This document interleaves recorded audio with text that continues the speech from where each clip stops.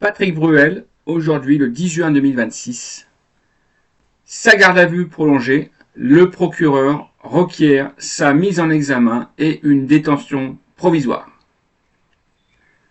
Salut les amis, c'est Ami Négociateur, j'espère que vous allez bien. Pour ceux qui découvrent la chaîne, j'aborde en général l'actualité, la politique et l'économie, sans langue de bois et en toute franchise. Depuis quelques jours, je m'intéresse de très près à l'affaire Patrick Bruel, parce que cette histoire, cette drôle d'histoire, d'une part, nous perturbe de toutes et tous, et je vais vous dire pourquoi, mais surtout, c'est à mon avis l'arbre qui cache la forêt, ou, au mieux, une diversion.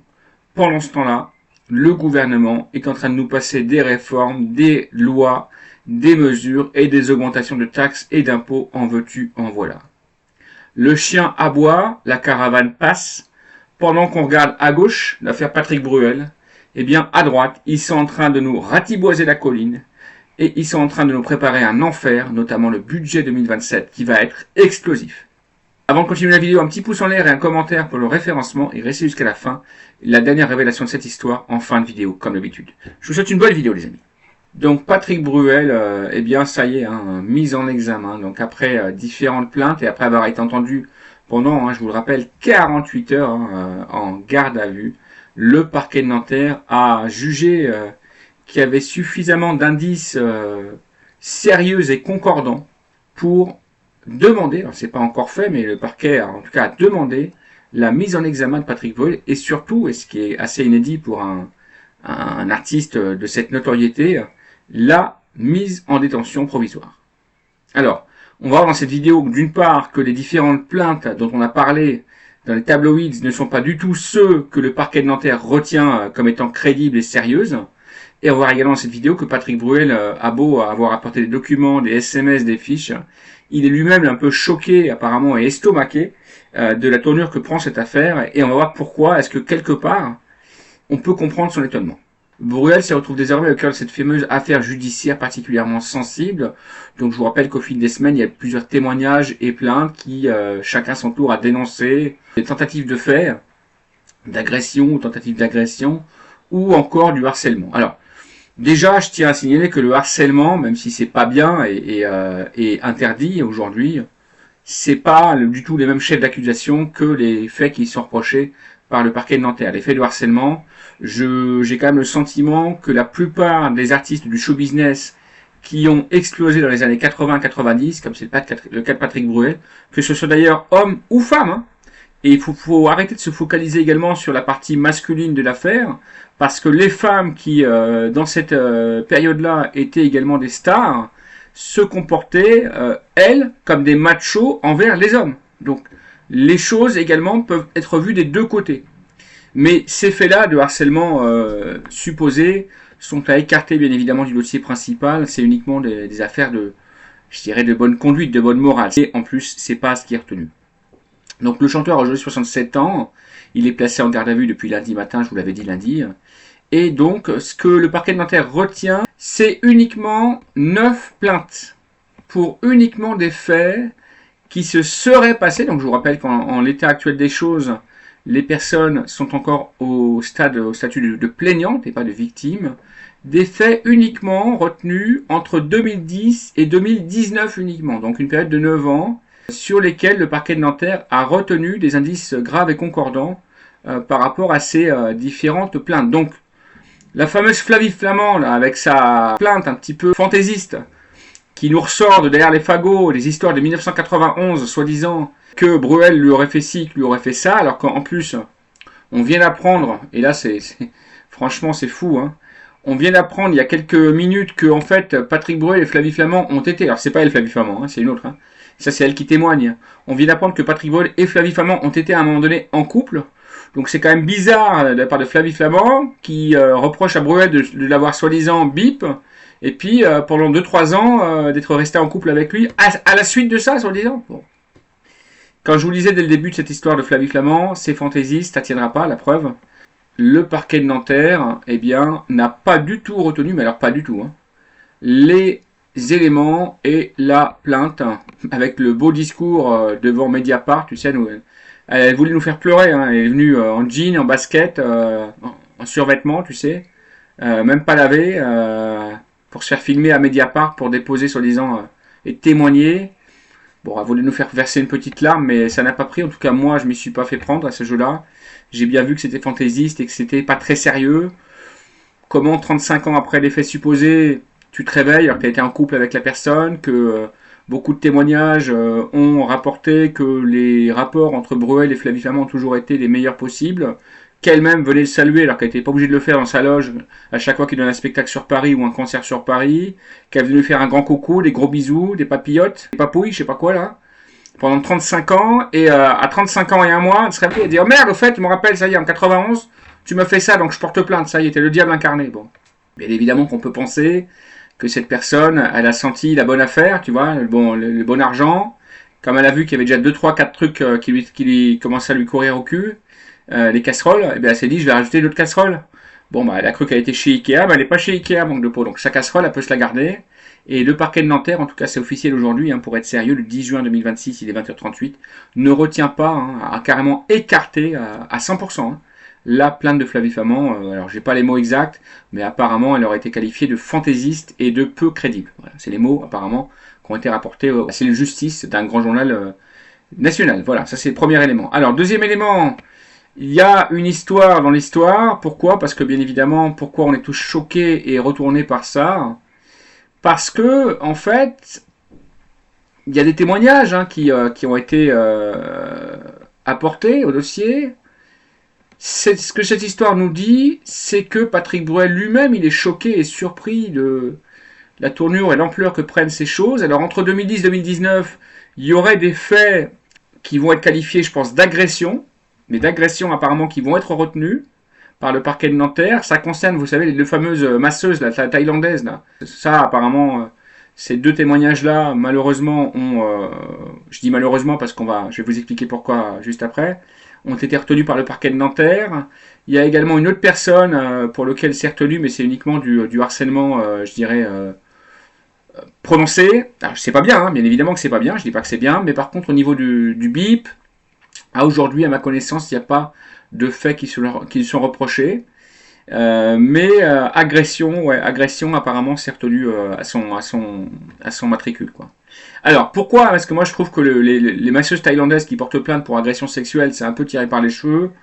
Parce que dans les années 2010, alors je sais pas si c'était encore le cas, mais ce que je sais, c'est que quand cette histoire de masseuse thaïlandaise qui se déplaçait dans les hôtels a commencé, alors ça a été la grande mode dans les années 90 et 2000 justement, bon, tout le monde sait que en vérité, derrière le nom de masseuse, à domicile ou à l'hôtel, bon bah souvent 2 fois sur 3 c'était quand même des péripatéticiennes, tu vois ce que je veux dire. Bon, si tu t'étais documenté un petit peu, tu saurais ça. Bon, après en 2010, je sais pas si c'était toujours le cas ou pas. Bon, enfin les masseuses thaïlandaises qui se déplacent dans les hôtels, peut-être que c'était des vraies masseuses, peut-être que c'était des moitiés de masseuses. Mais bon bref, moi ça me rappelle quand même Nafissatou Diallo, tu vois, l'histoire avec DSK. Bon, ça c'est la pas du gain, encore une fois la pas du fric, mais apparemment bon elles ont bien fait leur coup, puisque là pour le coup le parquet de Nanterre retient ces éléments. Et donc mis à part ça, d'autres plaignantes qui se plaignent de main baladeuse en fait. On parle de ça, hein. On parle principalement, ce qui va être principalement retenu contre Patrick Bruel, c'est d'avoir eu les mains baladeuses et d'avoir eu des regards et des mots un peu déplacés. C'est que ça qui va être retenu. Le reste, le Vivi Ohol, c'est écarté carrément, et agression. Oui, mais verbalement, le fait d'insister lourdement, fais-moi ci, fais-moi ça, voilà, ou je veux faire ci, je veux faire ça. C'est uniquement ça, en fait, enfin uniquement, c'est déjà beaucoup, hein, je dis pas que c'est bien, mais c'est ça dont on parle aujourd'hui. Et en fait, si on recontextualise un petit peu tout ça, et c'est pour ça que cette histoire nous chamboule tous, c'est parce qu'en fait, il faut pas oublier que on parle dans les médias de Bruel en parlant de Flavie Flament et de ces fameuses histoires qui seraient survenues, en 90, 95, 2000. Mais tout ça, c'est écarté par le juge. Lui, le juge, qu'est-ce qu'il a dit? Il a dit, mais ça, c'est de la rigolade. Vous me racontez des sornettes, des carabistouilles. Il a fait ci, il a fait ça il y a 35 ans. C'est zéro. Il n'y a pas de preuve, il n'y a pas d'éléments, il n'y a pas de faits, c'est des on-dit. Donc ça, tout ça, il revient de la main. Mais par contre, des faits entre 2010 et 2019, là, il en retient quelques-uns. Alors, pourquoi est-ce que je vous dis ça? Parce que le contexte des années 90-2000, rappelez-vous, c'était, enfin, ceux qui sont un peu âgés, hein, Patrick Bruel, c'était quand même la star avec Rock Voisine et Garou, mais surtout Rock Voisine, ils ont percé en même temps, la star des jeunes et jeunettes, les gamines lui arrachaient sa chemise à chaque fois qu'il sortait le bout de son nez à Bruel, quand même. Faut quand même recontextualiser, c'est ça qui se passait. Les gamines pleuraient, hurlaient et lui arrachaient sa chemise, d'accord? Lui arrachaient sa chemise. C'est comme ça que ça se passait à l'époque. Donc, que maintenant les mêmes gamines repointent le bout de leur nez 35 ans plus tard en disant, moi, en fait, c'est vrai, je lui ai arraché sa chemise, mais lui aussi, il a pas été gentil, il m'a touché le bras, donc c'est une agression sexuelle. Bon. Tu vois, moi, c'est ça qui m'emmerde un peu dans cette histoire, c'est que j'ai l'impression qu'il y a des anciennes gamines qui sont aujourd'hui des mamans de 50 ans, eh bien, qui veulent en profiter pour se faire redorer un peu la pilule et pour se faire renflouer les caisses. Hein, sous prétexte que Patrick Bruel leur aura touché le bras ou les cheveux en 90 ou en 92, elles veulent un chèque de 50 000 euros, quoi. Bon, bah voilà. Alors qu'à l'époque, c'était des petites gamines, des petites jeunettes, à la vertu un petit peu douteuse, qui s'arrachaient sa chemise quand c'est pas son slip à Bruel. Tu vois ce que je veux dire? Donc voilà, c'est tout ça qui m'énerve, et je crois que le juge et le parquet de Nanterre n'a pas été dupe, et c'est pour ça qu'il a, il a balayé de la main toutes ces accusations sordides d'agression ou d'attouchement qui aurait eu lieu entre 90 et 2010. Pour lui, c'est pas recevable pénalement, juridiquement. Maintenant, ce qui reste, c'est des plaintes pour des faits entre 2010 et 2019. Là, moi, j'ai pas le détail, mais apparemment, je sais qu'il y a les deux masseuses thaïlandaises qui sont dans le coup. Il y a Nafissatou Diallo qui doit pas être loin, à mon avis, ou alors en train de manipuler tout ça. Et d'avoir, à mon avis, Palmade et puis Harry Habitant qui doivent être dans le coup également. Bon, pour être plus sérieux et pour me résumer, ce qui me choque, moi, dans cette histoire, c'est la cabale contre cet homme. Parce que c'est un homme, il est présumé innocent jusqu'à preuve du contraire, c'est la justice en France et dans le monde, et une espèce de cabale aujourd'hui qui est menée contre lui. Alors, qu'est-ce que veulent les gens? Est-ce qu'ils veulent des chèques? Est-ce qu'ils veulent réparation? Qu'est-ce qu'ils veulent, en fait? Quand on est masseuse thaïlandaise, qu'on fait le lundi un massage, le mardi, bref, hein. Bon, mais le mercredi on porte plainte, c'est un peu bizarre. Moi c'est ce que je dis. Maintenant, on va voir. Hein. On va voir dans cette histoire. Je pense qu'il y a un petit peu d'abus des deux côtés. Évidemment que le comportement de Bruel n'a pas dû être blanc-bleu. Bien sûr, parce que s'il y a tant de plaintes que ça, c'est qu'il y en a au moins quelques-unes. Même si c'est pas, je dirais, pénalement responsable ou condamnable, au moins moralement, ça va être limite, voire condamnable. Ça, je veux bien l'admettre et le croire.